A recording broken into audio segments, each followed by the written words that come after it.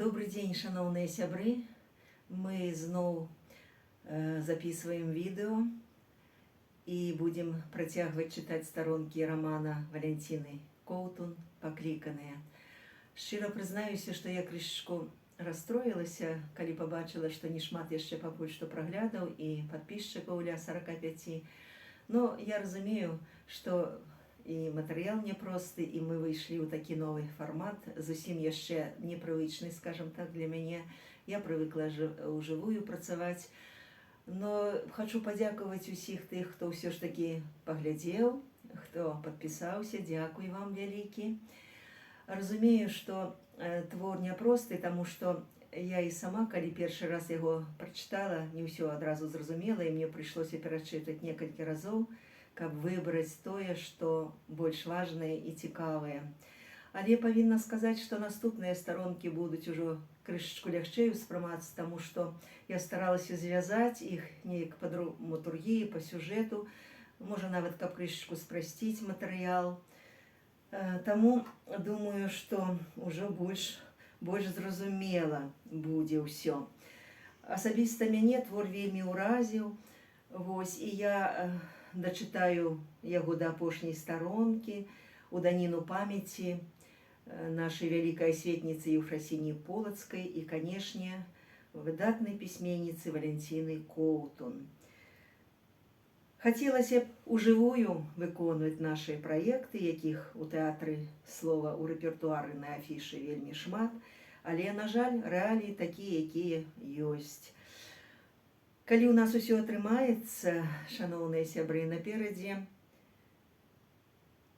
будзе выкананне моноспектаклю. Гэта ўжо не чытанне з ліста, а гэта акцёрская праца. Гэта моноспектаклі, жанр рэдкі, няпросты. У рэпертуарнай афішы моноспектаклі па творах такіх творцаў, як Максім Танк, Максим Богданович, Евгений Янишчыц, паэт-фронтавік Алексей Пысін і Пімен Панченко і многія іншыя. Ёсць у нашай афішы рэпертуарныя і духоўна-асветніцкія праграмы, якія часта гучалі на сцэне філармоніі. Гэта «Ціха памалюся» па духоўных творах наших беларускіх пісьменнікаў і «Все хочет петь и славить Бога». Программа звучит на русском языке, где я выконваю творы Сергея Есенина, Александра Пушкина, Ярамонаха Романа и іншых. Ну, а пакуль што працягваем чытанне романа жыцця Валентины Коўтун «Пакліканыя». Частка 5.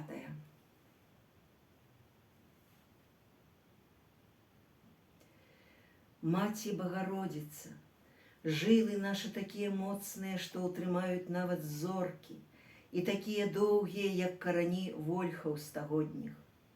Забяры і аддай іх ткаллям тваім, і сплятуць з іх сарочкі для вояў нябесных, пашлі іх бараніць зямлю крыўскую. Маці літасцівая, Богородица, прыми малітву маю, Ойче милосердный, и Табе кланяюся, выпрабаванне дай дачце Полацкай. Гнеў Мсціслава, які так і не дачакаўся прыходу ігуменні з сяльца, выбухнуў ужо на наступны дзень. Мсціславовы ратнікі, чалавек 15, наляцелі на абаронцаў абіцелі, што трымалі бой і не адступалі. Да манастыра імчаў сам князь Мсціслаў. Стаяла і яна бліз варотаў манастыра, прамаўляла малітву, пазірала на Мсціславовых вояў шырока расплюшчанымі ад гневу вачамі. Азірнуўшы нерухомую постаць маладой ігуменні, князь адно шчыльней ссунуў калматыя бровы. Тады прамовіла: сказана, прыйдзі да сябе і прыйдзеш да Айца Нябеснага. Ужо не зводзячы з яе захопленых вачэй, вялікі князь павольна апускаў булаву. Нарэшце падышла, і ўсе перад ёю расступіліся. Пацягнула за рукаў Кірыка. Паранены паволі пачаў апаўзаць. І мір няхай стане да раці. Схілілася і, паклаўшы цяжкую руку воя сабе на плечы, павяла такога важкага, з залітым крывёю абліччам да невысокага лекавага прытулку. Шэптам прамаўляла: «Прыйдзі да сябе, і прыйдзеш да Айца Нябеснага». Магутны Мсціслаў не зводзіў з манашкі здзіўлена захопленых вачэй. Адказаў глухім басам: «І раць да міру». Махнуў рукою, і ратнікі павярнулі коней прэч. У двары засталіся толькі забітыя. Нарэшце вярнулася ў келлю, села за стол, каб супакоіцца ў працы. Звыкла раскрыла фаліянт, толькі учора прысланы з бібліятэкі епіскапа. Запаліўшы таўсцейшую свечку, паўзіралася ў буйныя цітлы. Гэта быў даўні расповед пра далёкую Біармію і гольмгардскія каралі-ёмелы. Незразумелая трывога сціскала грудзі, нехта ціха пастукаў у дзверы. Прыкрыўшы рану, ў парозе стаяў Кірык. Позірк волата свяціўся ўдзячнасцю, але хутчэй не за сябе, а за ўратаванне дачкі. Маленькая Даля дасюль гадавалася ў старой такліны. Нарэшце ступіў да стала, сказаў: «У цябе пабудзе няхай». Зразумела, што просіць за дачку. А калі свет стане ласкавейшым? Чамусьці таропка азірнуўся і раптам пачаў класці на сталешніцу ладныя мяшэчкі. Развязаўшы матузкі, асцярожна пачаў высыпаць з іх сапраўднае багацце, што адразу ж адабрала вочы невераемным бляскам. Але што гэта частка таго самага біармійскага скарбу, Еўфрасінія зразумела не адразу. Цэлую горкую ў цьмяным святле ззялі падвескі і бранзалеты, яркія каштоўныя камяні і асабліва каралі з вялікіх і гладкіх бурштынавых камянёў. Расхваляваная не магла адвесці ад іх позірку. У вачах суровага Жмудзіна бліснулі слёзы. «За Далю, ахвяру маю прымі. Цяпер разумееш, чаму мы тут апынуліся? Везлі табе гэты скарб, а натрапілі на кіеўцаў. Цяпер у двары 4 нашых ляжыць. Маліся за іх». Уздыхнуўшы, паклаў на скарб вялізны чорны кулак. Усё гэта не з чужое скрыні выкраў, але ад дзеда атрымаў, а той ад свайго. Калі ж грэх, які на гэтым багацці, адмалі яго ігумення, і няхай на добрую справу ідзе. Павер і прымі. І ты, самае дарагое, расчулена працягнула яму сваё Евангелле. Мець кнігі лепей, чым золата, у якім няма дапамогі для душы. Праз кароткі час, прычыніўшы дзверы, ігуменя акінула позіркам наваколле, але Кірыка нідзе не было. Набліжаўся час ранішняй малітвы. Яшчэ раз азірнуўшы цэлую сталешніцу нечаканага багацця, яна міжволі сцішылася. Ці не твая гэта, маці міласэрная, ахвяра агніцам полацкім? Альбо, можа, спакуса?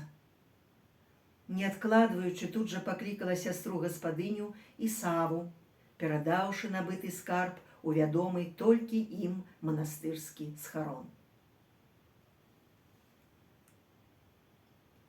Князь Васілька. Вялікае полацкае процістаянне пачалося, і ўжо недзе напрыканцы вясны да вялікага кіеўскага князя Святаполка дайшлі чуткі пра Васільку Святаслававіча. Нянавісць паміж палачанамі і Кіевам выбухнула крывавым завостраным слупом. Святыя абярогі крывіцкага краю хітнуліся. Тады адразу ж, схапіўшся ў сваёй келлі за сэрца, полацкая ігумення раптоўна аслабела, тут жа адчуўшы на вуснах палкі вугольчык, і зразумела, чыя гэта сляза. З цяжкасцю паднялася на дрохкія ногі. У келлю ўжо заходзіў схуднелы грэчаскі манах з вялікім візантыйскім крыжам на грудях, убачыўшы якога, яна адразу ж ступіла насустрач. Працягнула коўшык з узварам. Гаварыў я ў Кіеве пра неабходнасць памацнення веры хрысціянскай у вашых землях. Князі і суроднікі гразнуць у сквапнасці і багні ўладалюбства. Аднак ведаем мы, сястра, пра памацненне абіцелі вашай, што мудрасцю ігуменскай наталяецца. Ведаем і пра моцу слова твайго між князёў. Суцішваеш, хоць і леты твае маладыя, дух буяны зроднікаў. Пакланіўся. Таму, верачы ў міратворнасць духу і вернае служэнне Хрысту Господу нашаму, прыношу ад імператара і ўладыкі. Сэрца ўжо, здаецца, ажно грымела ад болю. Адгаворваў Кіеў ад грозных намераў праслаўнае, але не знайшоў паразумення, аб чым шкадую. Пакуль не адбаліць, пакуль не прарве гэтая гнойная сукравіца, не ўціхамірыцца князі. Але што маю рабіць, спраўджу. Так цяжка, святлейшае, выканаць яшчэ адзін абавязак, бо пасланы перадаць, што бацька твой генерал Візантыі, князь полацкі Георгій, адвагою уславіўшы род свой у бітве з сарацынамі, быў смяротна паранены і з усімі пашанотамі у прысутнасці імператара з імператрыцай пахаваны ў склепе святога Лукі. Замаўчаў, змеціўшы, як маўклівая ігумення страшна пабялела. Ціха працягваў. А праз лета ў тым жа склепе пастаўлены намі і саркафаг княгіні праслаўнай, якая не вытрымала гора. Заціх, назіраючы, як яна павярнулася на абраз і перажагналася. Праз келлю праляцеў глухі шэпт. Прылучы, Господі, Георгія, бацьку нашага, і маці Сафію да слугаў сваіх, і выбач грэшным усе правіны вольныя і нявольныя, і супакой душы іх у вечнай славе тваёй. Толькі калі пасланец імператара выйшаў, паволі асунулася на калені, але ў дзверы зноў зазірнула Еўпраксія. Страшная бойка на вялікім полі, сястра, Сава ганца прывёз.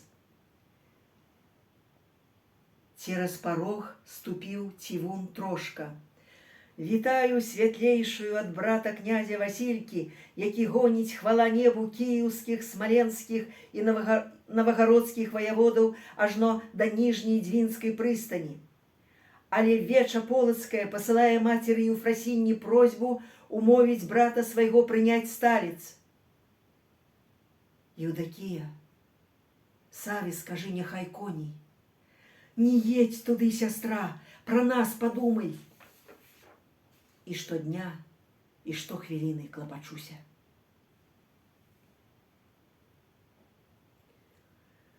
Прыціскаючы да грудзей Евангелля, яна ішла праз поле сечы, задыхаючыся ад гары, што клубамі падымалася ад зямлі. Спынілася, змеціўшы над сабой вогненную дзіду, падняла крыж і зайдзі. Праз усё сп'янелае ад крыві і стогнаў сечавае поле праносіліся д'ябальскія віхры, але ігумення, стоячы перад агромністай фігурай з чорнымі рагамі, што ўжо заносіў свой меч над маладым верхаўцам у княжых латах, зноў гучна паўтарыла і зайдзі ў прорву сваю. Моцна трымаючы крыж ішла. Уладару нябесны, пацяшыцелю духу праўды, што ўсюды ёсць і ўсё напаўняеш, скарбніца дабра і жыццядацелю, прыйдзі і ўсяліся ў нас, ачысці нас ад усяго благога і ратуй добры душы нашы. Пякучая гаркота сляпіла вочы. І зыдзі, пакінь зямлю крывіцкую.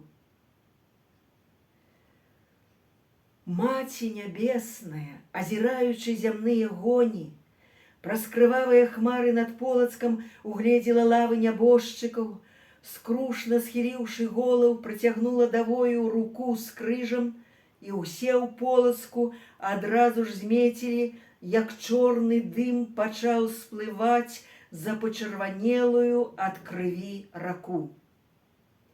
Сеча кончылася. Убачыла тое і ігумення, стаяла ўжо на ўскрайку поля, апусціўшы голаў. Князь Васілька разгарачана скочыў з коня і упаў перад ёй на калені, апусціўшы галаву на Евангелле. «Дапамажы, Працлава!» Плечы маладога князя ўздрыгнулі. І сказана: «А найперш возьміце шчыт веры, якім зможаце пагасіць усе распаленыя стрэлы ліхадзея». Абапіраючыся на руку Васількі, ужо кіравалася да манастырскага вазка. «І шалом ратунку возьміце, і меч духоўны, які ёсць Слова Божае. Адмалі грэх мой цяжкі, сястра. Апранайцеся ў поўную зброю Божую, каб вам можна было стаць супроць віжовак д'ябальскіх». Ногі слізгалі пакрываўленай зямлі, шаптала: «І усякую малітвую, просьбую маліцеся ў любы час духам». Неба над Полацкам пачынала цямнець. Вазок мінаў сечавае поле, і цэлыя лавы палеглых плячо ў плячо на гэтай вытаптанай і няшчадна скапычанай, мокрай ад крыві зямлі вою, над якімі ўжо кружыла ненасытнае вараннё, з усіх бакоў асочвалі ігуменню сваімі нерухомымі позіркамі, чакаючы малітвы. Не ў смерці болей нікога, Васілька. Пячоры.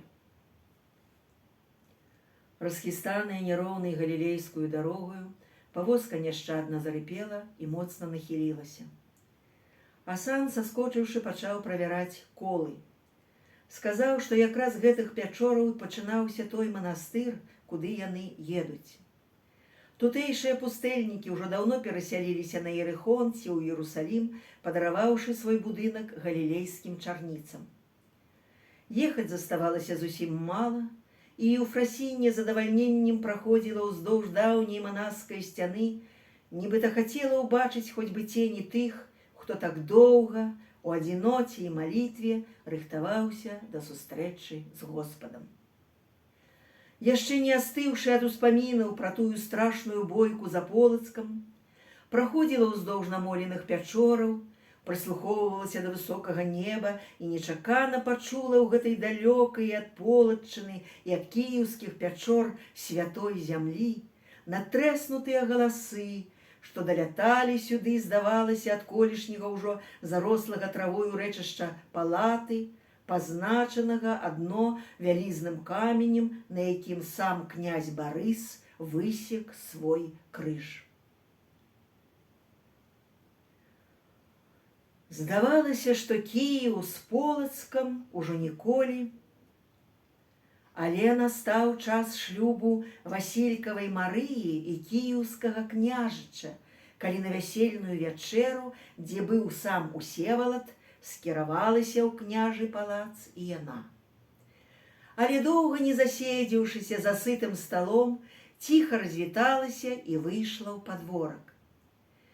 Перад ад'ездам кіеўскія зроднікі запрасілі палачану адведкі, і Еўфрасіння паабяцала прыехаць, але апынулася ў вялікакняжым горадзе толькі напрыканцы жыцця, зрабіўшы невялікі прыпынак перад далёкую дарогаю ў Іерусалім. Цяпер пасярод гэтай спякотнай галілейскай прасторы міжволі прыслухалася да ціхіх, як дыханне травы, галасоў памяці, што даляталі сюды нават з далёкіх пячораў Лаўры. Расхваляваная ішла і чула, як шалясценне наплывы галасоў. Калі прадзеш воўну, псалмы спявай, і будзе негняўліва і міласэрна, і ціха ўсёй душою, усімі думкамі звяртайся адно да Господа нашага. І ўсё аддавай Богу, і ўсяго чакай ад Бога. Пячорныя шэпты дабраслаўлялі «Ідзі». Асцярожна, пачуўшы крокі звонку, заспяшалася да выхаду.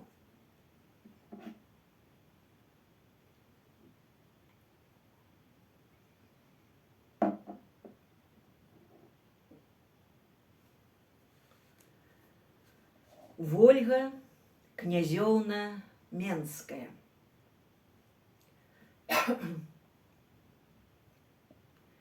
Князь Расціслаў, пахаваўшы жонку і маці, гадаваў у Заслаўі адзіную дачку Вольгу. Тыдзень таму выслаў ганца ў Полацк да Еўфрасіні. Зразумеўшы, у чым прычына такога спеху, тая, пакінуўшы манастыр на сястру Еўдакію, выехала ў той жа дзень. Гасподь літасцівы, сястра, дачакаліся. Перажагнаўшыся, увайшла зіму асветленую запаленымі перад абразамі васковымі свечкамі камяніцу. Гэта была невялікая каплічка, куды яна прыходзіла яшчэ падчас вучобы ў Данілавай школе. Амаль пасярэдзіне яе, на засланай светлую коўдрую шырокай лаве, ляжала маладзенькая гадоў 14 юніца, княжая дачка. Здавалася, спіць. А Еўфрасіння ўжо абыходзіла капліцу, якую Глебавічы збудавалі яшчэ ў даўнія леты, прыкладвалася да абразоў. Я перадам табе, маці ігуменне, для манастыра 2 крыжы, залаты і сярэбраны, і яшчэ абраз апякункі нашае, усё аддам. Не мне аддаеш, князь. І яшчэ, як пісаў, перадам у Полацк нядаўна закончаны абраз Найсвяцейшай Тройцы, але што сталася? Кіўнула на князёўну. Чаму тут ляжыць? Расціслаў яшчэ больш спахмурнеў. Невылечную хворасць сэрца прызнаюць і хуткую смерць. Усе мы ў руцэ боскай, князь. Колькі казаў ёй, не знайся з паганцамі, ужо ў траве не купаліся ў Свіслачы, а потым гэтыя зборні ў лесе з вогнішчамі.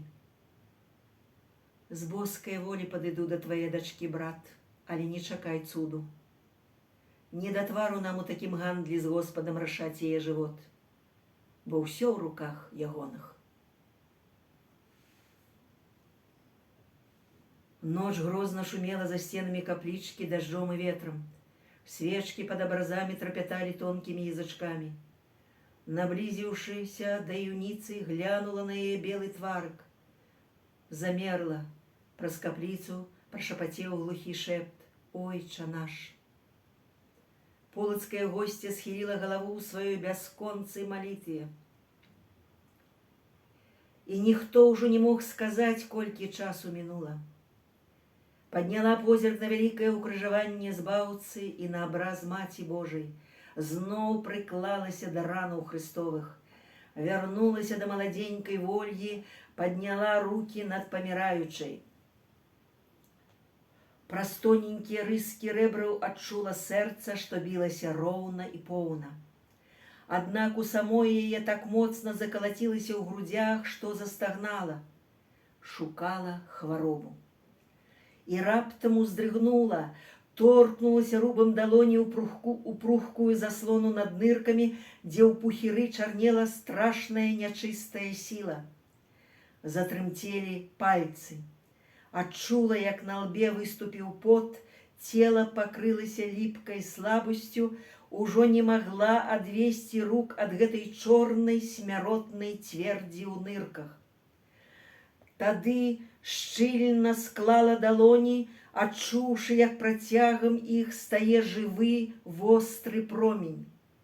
З блаславення апякункі пачала рассякаць плоть юніцы, але не так, як гэта робіць меч ці нож, а так, як тое здольна рабіць моц малітвы.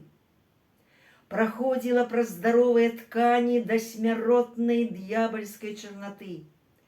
Нарэшце абхапіла пухліну і, намогшыся, павольна і асцярожна працягнула, стогнучы і абліваючыся жарам, пакуль не зрушыла з месца чорную грушыну, што з кожным яе намаганнем усё болей святлела.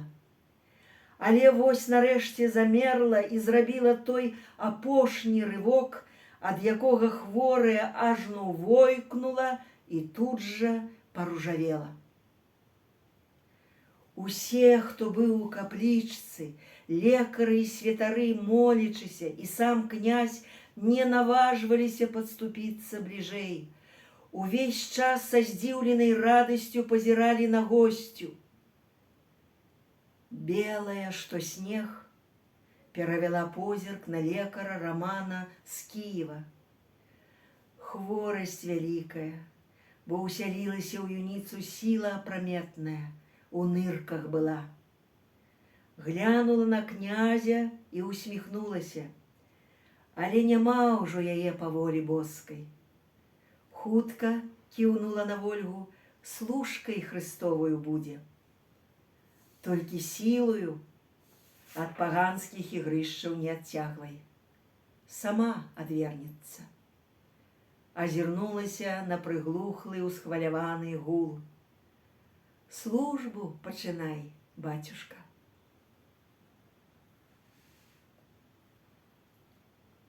Развітанне з Савам.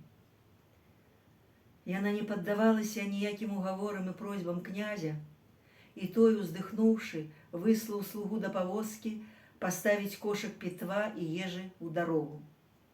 Асобна паклалі абразы, загорнутыя ў радно. Упэўніўшыся, што Еўфрасіній не затрымаецца, князь пакіраваў у бакавыя дзверы і тут жа вярнуўся, трымаючы ў руках вялікую скрынку, адразу ж адчыніла вечка, залюбаваўшыся на дзівосна аздобленыя золатам і серабром крыжы. Гэта былі тыя самыя крыжы, якія яна калі-небудзь занясе ў святы горад.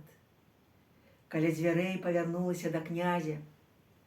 Крывёю зямлю і рукі умываеце, браты мае, а жыватом сваім плоціць дзеці і душы чыстыя. Кіўнула ў бок яшчэ нерухомай Вольгі. Господу нашаму і народу крывіцкаму хіба даспадобы, што зроднікі, князі з аднаго кораня, уздыхнула. Па што ж адзін для аднаго мячоў не шкадуеце? Расціслаў дачытваў пасланне полацкага веча, якое прасіла яго прыехаць і ўмацаваць вялікі сталец. Міру чакаю ад цябе, князь, таму і падтрымала на вечы. Але ж гнеў Божы, як зброя, з абодвух бакоў вострая.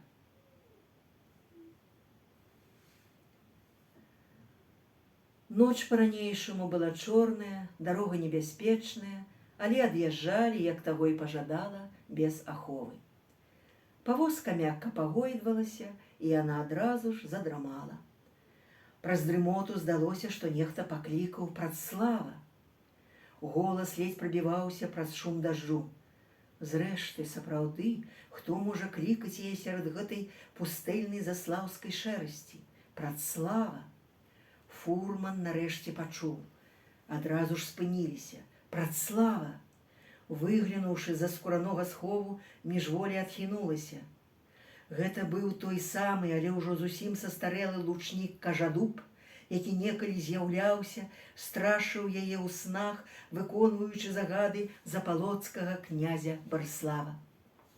Ён чакаў іх на гэтай заслаўскай дарозе, пэўна, ўжо даўно, бо быў вымаклы да ніткі, літасцівая.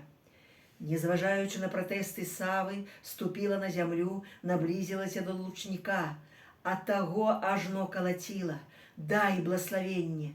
Прыпаў гарачымі вуснамі да яе рукі, але не ад холаду, а ад вар'яцкага шалу яго моцна трасло. На зямлю з фурманкі саскочыў Сава і тут жа пабег да іх, заспяшаўся нечым устрывожаны. Лучнік хваравіта насцярожыўся. Тады адступіла ад яго, здзіўлена чакала. А Сава ў расхістанай сарочцы падбег зусім блізка і абхапіў яе, зніякавелую дужымі рукамі, засланяючы ад лучніка. Пачала злавацца. Аднак Сава нечакана замёр, гучна ўскрыкнуў і праз імгненне пачаў падаць. Нарэшце, абхапіўшы дарогу шырока раскінутымі рукамі, заціх. Усё яшчэ нічога не разумеючы, не звяртала ўвагі на лучніка, які нізка схіліўся над Саваю. І толькі тады ўбачыла невялікі бліскучы тронак нажа, што тырчаў з Сававае спіны. Падняла вочы на лучніка. Калоцячыся, той ужо не хаваў позірку ў памутнелых ад нянавісці вачэй, сіпеў: «Ведзьма, і племя тваё чарадзеева». Таргануў шырокай спіны Савы свой нож, але кроў так густа заляпіла яму вочы, што забойца падхапіўся на ногі, прыходзячы да цямы, і вось ужо ж замахаў рукамі, пабег, пятляючы як заяц, у бок лесу. А яна, упаўшы на калені, ўжо прыкладвала рукі да скразной раны, скульбіла пякучым болем, перад якім ці не ўпершыню ў сваім жыцці яна была бяссільная. Даўкі камяк забіваў горла. «Паслухай!» Шэпт паміраючага ледзь прашалясцеў, блакіт вачэй быў замутнёны, прыўзняў галаву, каб убачыць яе. Глыбокі шнар, што рассякаў твар, здаецца, разгладжваўся і пачаў знікаць. А яна, страціўшы адчуванне явы, тут жа заплюшчыла вочы, апусціўшыся ў сваю бясконцую малітву плач, якую раптам працяла вялікая, яшчэ невядомая ёй дасюль скруха. Гэта падала голас ваўчыца, што вырвалася з клеткі, загаласіла, завыла, заскуголіла па тым, каго ніколі не ведала, па кім не сохла, не згарчэла. Гэта падала свой балесны голас жаночая плоть, што дасюль не аказвалася з глыбокай таямнічай манаскай цноты, не выяўлялася гэтак моцна. Толькі шапоча дождж, ад якога нізка нахіліўшыся, яна схавала Саву. Міласэрная. Ах, любові, сэрца маё, няхай прыліпне язык мой да паднябення, калі помніць цябе не буду. Бо адно, калі пайду сярод нелюдзю, ты ажывіш мяне, на ятру ворагаў маіх пашлеш руку моцную, і ўратуе тады правіцца.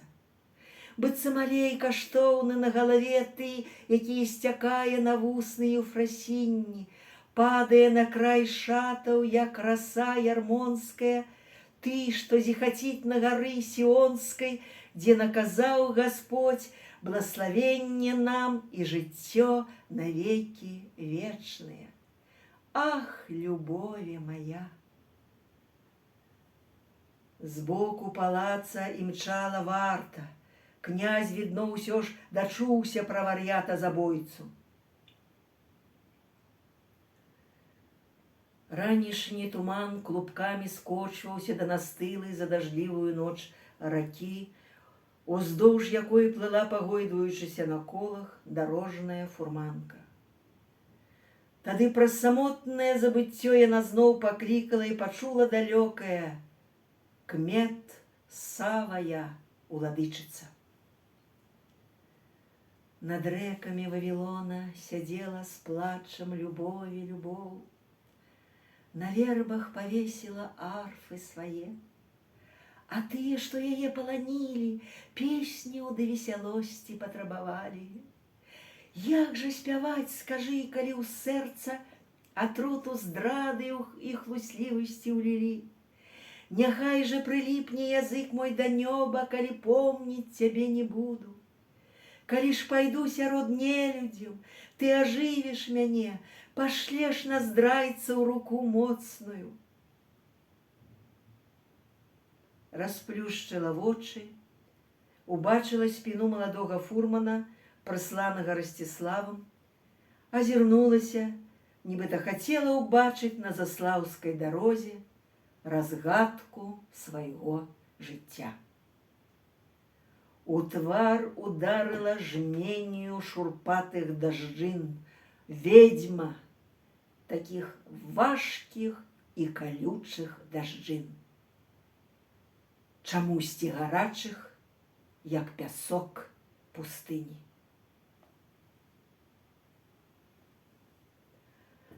Ну вось, дражэнькія мае сябры, на сёння ўсё. Калі ласка, падпісвайцеся. У каго будзе час, паслухайце. Нам гэта вельмі неабходна. Да новых сустрэч, і няхай беражэ ўсіх вас Гасподзь малітвамі нашай асветніцы Еўфрасіні Полацкай. Да пабачэння.